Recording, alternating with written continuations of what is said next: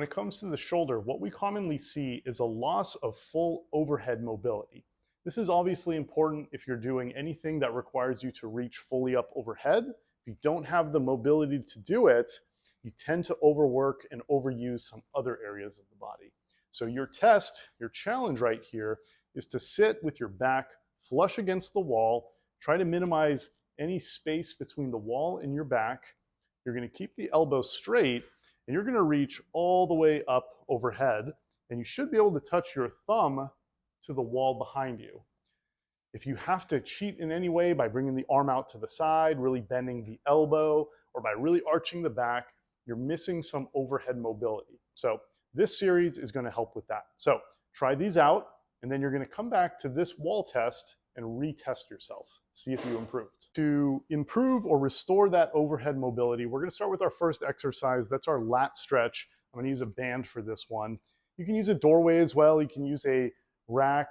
The band works nicely because you can keep getting more tension if you need it. So I'm going to feed my hand through the band, and I'm just going to let my arm relax hooked into the band. I'm going to take out some of that tension. I'm going to step back. That same side leg is going to step straight back. I'm going to let it pull my shoulder forward, and then I'm going to twist until I'm up overhead. Now with this one, I want to feel a good stretch all through the side of my body, really through here, and maybe a little bit on the back of the shoulder. And as I get loosened up through here, I'm just going to add more of a twist and let it pull my arm out farther and further. So again, that should just feel like a big stretch through here. Sometimes it takes a little bit of time for these muscles to relax. So we're going to hold this for 2 to 3 minutes. Again, as you get more and more relaxation through there, try and let it pull you out even more. That's our banded lat stretch. It's what we're going to start with. So we loosened up our lats. Now we're going to start mobilizing that shoulder if you're just missing a little bit at the end range. So you're going to take that same band, get it around the top of the arm, but not over the shoulder. You're going to take up some tension. That same arm is going to be up on a wall. In this case, I'm using a pipe. I'm going to step on the band. That's going to pull my shoulder down. And then I'm going to hinge my hips backwards. And that band is just going to help me get a little bit more of a stretch. And I'm going to pulse at the end range here. This should just feel like a nice stretch. Should not hurt at all in the shoulder. That band is just helping me get a little bit more at that end range of motion.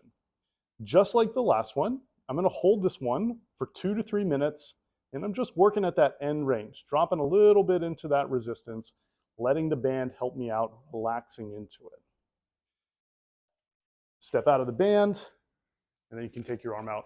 And that's our shoulder mobilization. This is going to help with that end range if you're still missing just a little bit more. So exercise number 3, we're going to get those lat muscles, the ones that resist that ability to get the arm up overhead.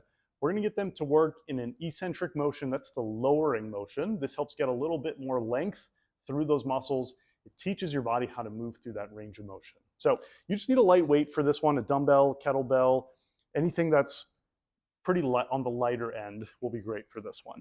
So you're going to come to the ground. Your knees are going to be bent, feet are flat.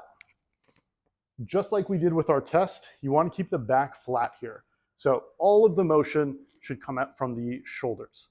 My arms are going to be straight, and I'm reaching up and over with a really slow and controlled pace here. This should take 3 to 5 seconds to get to the ground or to where your lowest point is.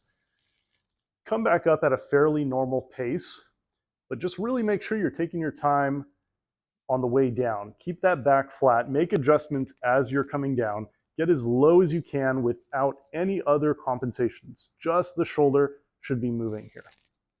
You're going to get 10 reps.